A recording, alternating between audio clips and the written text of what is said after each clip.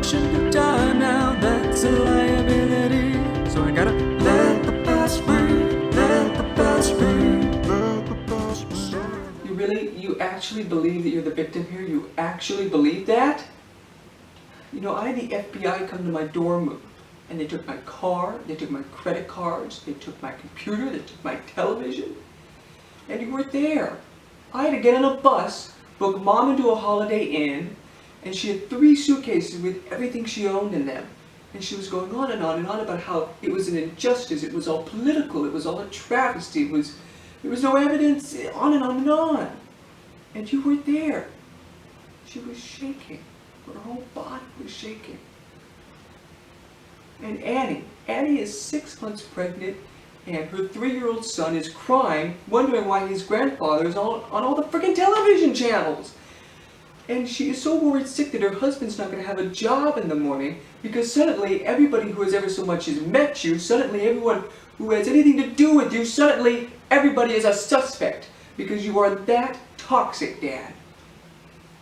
Oh.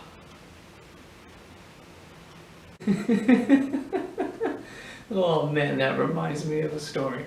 I had a bad experience with a wolf once myself. I was up in the Catskills. It was one of those like relive Woodstock festival type things, except all the bands fucking sucked. But anyway, so one of the nights I'm in this tent with this fat chick, right?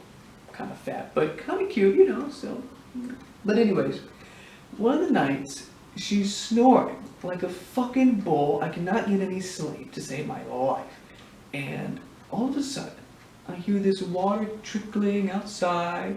You know, maybe it's a raccoon or something, you know, I'm not gonna make an issue of it. But then I realize that whatever it is, it's pissing on the tent, and the piss is coming into the tent and onto me, because like she didn't fucking set it up right. So at this point in the night, I had it. So I jump out of the tent, and right there in front of me, I swear to God, is the biggest fucking wolf I've ever seen. I'm thinking to myself, oh my God, this is it. I'm totally dead, plus I'm like totally naked, so he's got the whole smorgasbord here to pick from and then have a snack on. So all of a sudden, the fat chick, she jumps out of the tent herself, and she has this crossbow with her. I don't know where the fuck she got that from. She fires an arrow at the wolf, and it went past the wolf and like hit somebody's car in the distance, and I guess that was enough to spook the wolf. So he scurried off into the woods, but oh my God, man. I was sitting there thinking, oh my God, thank you, Lord Jesus. I could not believe that I had survived that. But fuck, that was it with those like one with nature type shit festivals, man, fuck. Give me suburbia or give me death, I tell you guys, fuck, man. Good evening, Oliver. I usually text first, but on this occasion I was a little busy with another target. You see, an informant has reported to my employers that you have been trolling people on social media. And after an extensive investigation, you have been found guilty on 16 upsetting comments on three social networking sites. This is not only punishable by the law, but also by my employers. My name is Butler, by the way. I work for ARC. And you have committed a correction level 2 felony. If you do not surrender for judgment, this will rise to the maximum level 5. Oh, as you can see, I'm waiting for you here in your kitchen. You have 10 seconds to comply. My dad was a smart man. He spoke with the voice of God. Because, you know, that's what I'm supposed to say, you know, the good stuff, right? Okay. My dad spoke with the voice of God because fuck it. You know, why can't we just be honest? You know, why can't we be honest? You know, I know where my dad hid his porn. My dad wanted to kill someone in Vietnam, and, you know, my dad hated potato salad. He hated all of your potato salads, and, you know, half of you have fucked Bill Fisher's wife. And, you know, everybody knows it, Bill.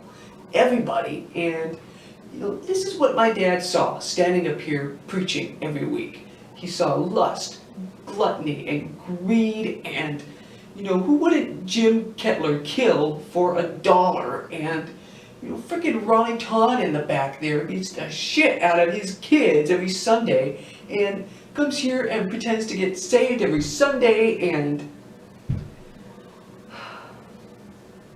my dad would weep in the night for a better world. He would weep and weep, and in the morning Jesus would come to him and whisper in his ear, "You save your water."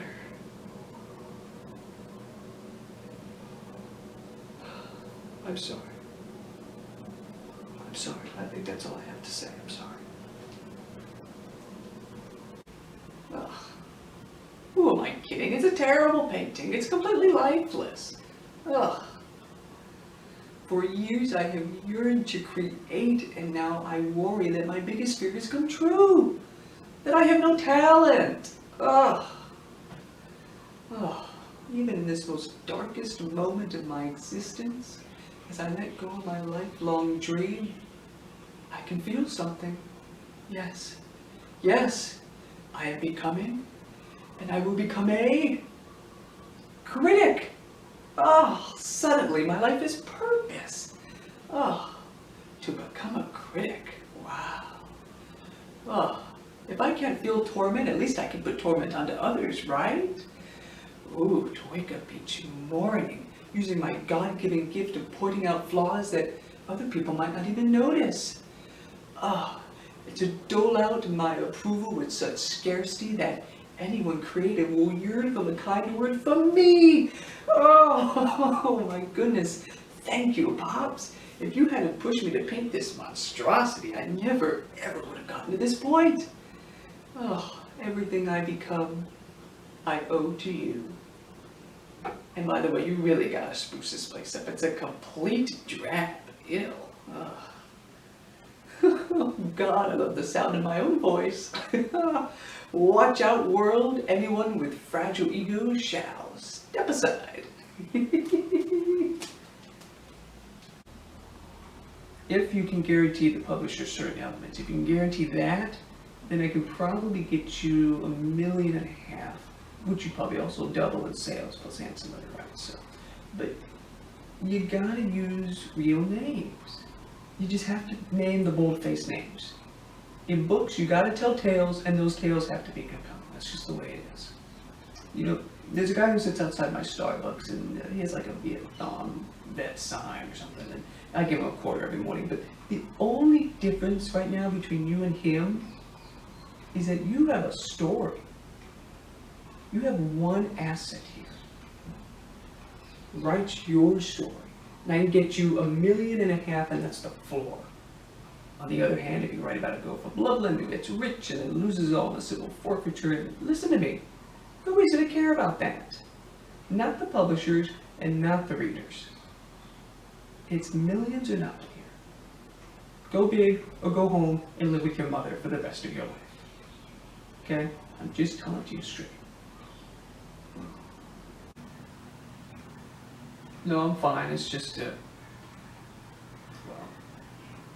her name was Addison. Is Addison. She's not like Dad or something, but she met a guy at her work. She worked at J. Crew, and so did he, and they had the same shift apparently, and she fell in love. That's the basic story. And so one day she comes and she tells me about it, and she tells me that they're moving to Portland, Oregon, and she's never been there before, but I've been there, and as you know, it rains a lot, but not like Seattle or something, but you know, enough, and days get shorter and it becomes winter time, she gets depressed. So just objectively speaking, health-wise, I just thought it was a really bad decision. It's just a bad decision. And so I told her that, and I told her that I love her and that I still love her, and I really thought that we had a future together. I really did.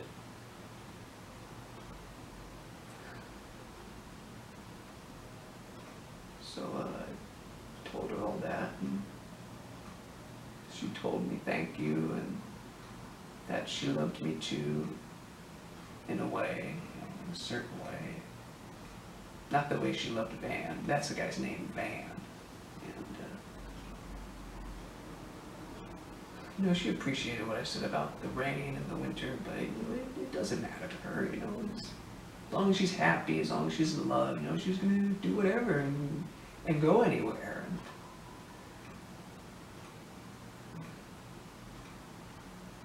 And then she left. And that's it. That's why I'm like this.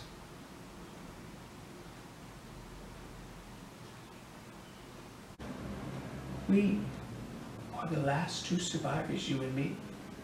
This is what she made us. I choose what I get to do. You think you get to choose. That's her genius, you see. Oh, back then I was her favorite. And trust me, you are not nearly the agent I was, I can tell you that. I mean, just look at you. You are barely held together by all your pills and your drinks. And you are still clinging to your faith in that old woman when all she does is lie to you. No? I have your records right here. Let's see. Oh, look at this. Medical evaluation, failed. Physical evaluation, failed. Psychological evaluation, alcohol and substance addiction indicated. Pathological rejection of authority based on unresolved childhood trauma. Service should be revoked. What is this if not betrayal? She sent you after me, knowing you're not ready and knowing you'd likely die. Mommy was very, very bad. And look at what she's done to you.